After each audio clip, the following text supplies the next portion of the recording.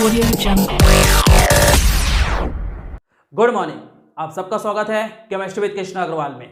और आज के क्लास में हम पढ़ने वाले हैं कक्षा 12वीं रसायन विषय के रासायनिक बल गतिकी चैप्टर से पूछे जाने वाले बहुत ही महत्वपूर्ण क्वेश्चंस जो कि आपके एग्जाम में मैक्सिमम टाइम पूछे जा सकते हैं। इससे पहले हम अपने क्लास में ठोस अवस्था का, विलयन का और विद्युत रसायन में पूछे जाने वाले बहुत ही महत्वपूर्ण क्वेश्चंस का वीडियो तैयार करके रखे हुए हैं, जिसका लिंक आज के क्लास के डिस्क्रिप्शन में जाके आपको मिल जाएगा।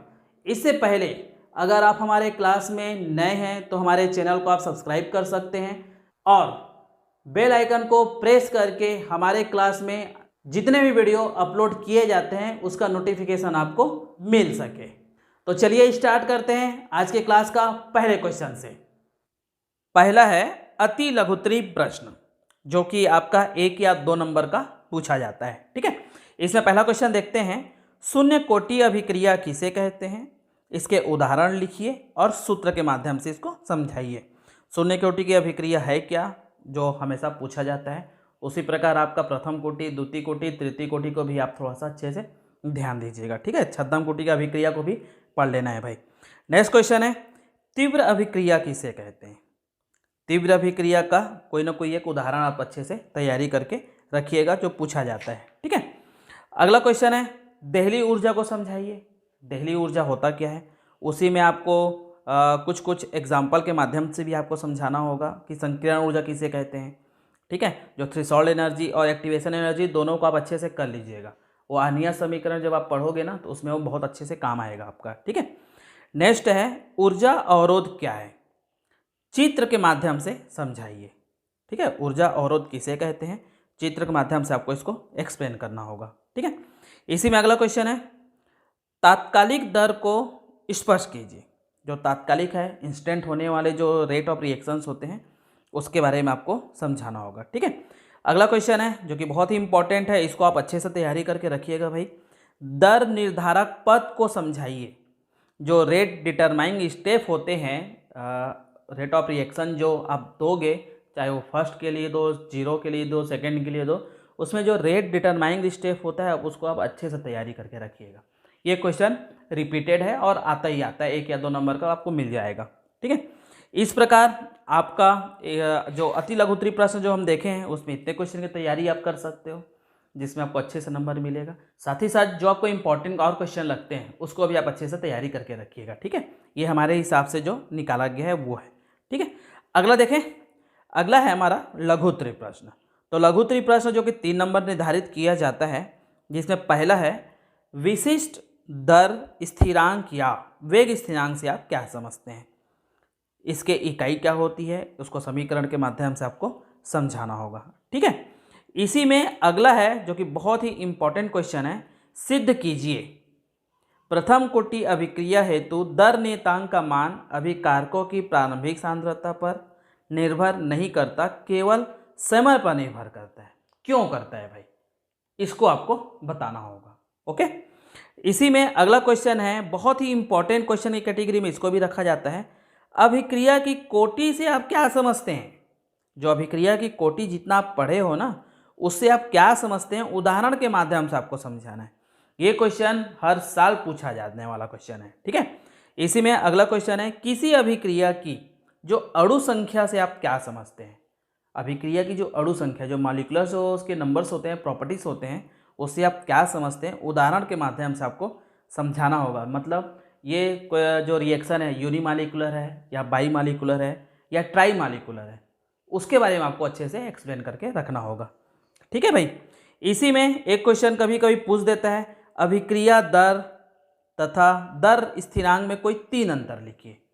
परिभाषा तो आपको एक एक का याद करना है। हम देखे हैं 1-1 नंबर या 2-2 नंबर के पूछा जाता है, कभी कभी 3 नंबर में दोनों को अंतर बताओ करके पूछ देता है, इसको आपको अच्छे से देखना होगा। ठीक है, अगला क्वेश्चन इसी में देखते हैं, 3 नंबर में जो पूछा जाता है अभिक्रिया की दर पर ताप ने प्रभाव को स्पष्ट कीजिए। ताप का प्रभाव क्या पड़ता है अभिक्रिया की दर पर, या उसी को रिपीट बोल सकते हो या क्वेश्चन को चेंज कर सकता है। तापमान गुणांक किसे कहते हैं, स्पष्ट कीजिए। तो इस प्रकार के जो क्वेश्चन है ना वो थोड़े से कंफ्यूज करते तो हैं, लेकिन आपको समझना है भाई कि आंसर इसका सेम हो सकता है। अगला क्वेश्चन है, आभासी या छद्म एक अणुक अभिक्रिया किसे कहते हैं? उदाहरण के माध्यम से आपको समझाना है, ठीक है। जैसे कि आप देखे होंगे जो एस्टर होता है जिसका जल अपघटन कराते हैं, जो एग्जाम्पल हम लोग लिए हैं जिसमें एसिड का फॉर्मेशन होता है और अल्कोहल का फॉर्मेशन होता है, उसके माध्यम से आपको इस अभिक्रिया को समझाना होगा कि ये अभिक्रिया दिखता कुछ और है, होता कुछ और है, ठीक है। तो इस प्रकार आपके लघु त्रिप्रश्न जो कि 3 नंबर के आते हैं उसमें इतने क्वेश्चन की आप तैयारी करके अच्छा नंबर ला सकते हैं अपने एग्जाम में, ठीक है। अगला देखें, दीर्घ उत्तरी प्रश्न क्या होता है? तो दीर्घ उत्तरी प्रश्न आप जानते हैं 4 या 5 नंबर के जो क्वेश्चन हैं वो इसमें से आते हैं। पहला है इसी में, अभिक्रिया के अर्धायु काल से आप क्या समझते हैं? हर एक अभिक्रिया दे देगा, शून्य कोटि की अभिक्रिया का क्या होता है अर्धायु काल, बताइए। मतलब एडिशनल क्वेश्चन आता है भाई, आप अच्छे से इसको ध्यान दीजिएगा। जैसे कि देखो अगला क्वेश्चन आपके सामने में दिख रहा है, प्रथम कोटि अभिक्रिया के लिए अर्धायु काल ज्ञात करने की व्यंजक प्राप्त कीजिए। प्रथम कोटि अभिक्रिया आपको बनाना है और उसके साथ ही साथ उसके अर्धायु काल को कैसे प्राप्त करेंगे उसके लिए व्यंजक निर्धारित करना है। देखिए अगला क्वेश्चन जो आपको मैं बताने वाला हूँ वो भी वैसे ही सिमिलर है, लगा हुआ है, ठीक है। थोड़ा सा चेंज करके आपको पढ़ना होगा। इसमें है, प्रथम कोटि की अभिक्रिया को समझाइए और इसके लिए दर स्थिरांक ज्ञात करने का व्यंजक ज्ञात कीजिए। अभी हम लोग देखे हैं प्रथम कोटि अभिक्रिया को समझाना है, एक में हम देखे हैं अर्धायु काल के बारे में, दूसरे में हम देखे हैं दर स्थिरांक के बारे में। अच्छे से तैयारी करना, ये क्वेश्चन आता ही है आपके एग्जाम में, ठीक है। चलिए अगला देखें, सिद्ध कीजिए कि प्रथम कोटि की अभिक्रिया का अर्धायु काल अभिकारक के प्रारंभिक सांद्रता के समानुपाती होता है। हम पढ़े हैं इसके बारे में, जो प्रथम कोटि की अभिक्रिया है उसका अर्धायु काल अभिकारक के प्रारंभिक सांद्रता के समानुपाती होता है, इसके बारे में आपको समझाना होगा, ठीक है। इसी क्वेश्चन को थोड़ा सा चेंज करके दे सकता है, शून्य कोटि अभिक्रिया के लिए दर स्थिरांक ज्ञात करने का व्यंजक प्राप्त कीजिए। अभी हम देखें क्वेश्चन सिमिलर है भाई, बस थोड़ा सा आपको एग्जाम में क्वेश्चन को समझने के लिए पहले टाइम देना है, उसके बाद आपको आंसर आराम से आप लिख सकते हैं, ठीक है। अगला क्वेश्चन है, ये भी बहुत इंपॉर्टेंट कैटेगरीज में इसको भी रखा गया है, रासायनिक अभिक्रिया की दर को प्रभावित करने वाले कारकों का वर्णन कीजिए। हम जानते हैं कि रासायनिक अभिक्रिया के दर को प्रभावित करने वाले बहुत सारे कारक हैं, आप 11वीं में भी पढ़ चुके हो इसको। सांद्रता का प्रभाव क्या होता है, ताप का क्या होता है, उत्प्रेरक अगर उसमें उपस्थित है तो क्या होता है, क्रियाकारक की प्रकृति, जो क्रियाकारक जो रिएक्टेंट है उसका नेचर क्या है, विकिरण का भी प्रभाव क्या होता है, दाब हम जान चुके हैं, दाब एक्चुअल में किस प्रकार का इफेक्ट करता है। इन प्रकार के पॉइंट अप आपको लिखना है, पॉइंट बना बना के आप इसका आंसर को अच्छे से दे सकते हैं, ठीक है। इसी में एक क्वेश्चन है जो कि बहुत इंपॉर्टेंट, अभी आपको मैं बताया था, आर्नियस समीकरण क्या है, इसकी ग्राफी विधि द्वारा संक्रियण ऊर्जा का मान कैसे प्राप्त करते हैं, समीकरण के माध्यम से समझाना है भाई, ठीक है। तो इस प्रकार आपके इंपॉर्टेंट क्वेश्चन तो हैं जिसमें से आपको पढ़ना तो है ही है भाई, लेकिन इसके साथ ही साथ कुछ न्यूमेरिकल क्वेश्चन भी आप तैयारी कर लीजिएगा। जैसे कि देखिए आपके स्क्रीन में मैं 2 न्यूमेरिकल क्वेश्चन दिया हूँ, ये दोनों न्यूमेरिकल क्वेश्चन को आप अच्छे से प्रैक्टिस कीजिएगा ताकि एग्जाम में अगर इसमें से न्यूमेरिकल आए तो आपका छूटे मत, ठीक है। तो इस प्रकार आपका केमिकल जो काइनेटिक्स हैं उसमें से इतने क्वेश्चन बनते हैं आपके एग्ज़ाम के लिए। बाकी चैप्टर्स का क्वेश्चन जानने के लिए आप हमारे डिस्क्रिप्शन में जा सकते हैं, जिसमें लिंक दिया हुआ है सॉलिड के लिए, सॉल्यूशन के लिए, इलेक्ट्रोकेमिस्ट्री के लिए।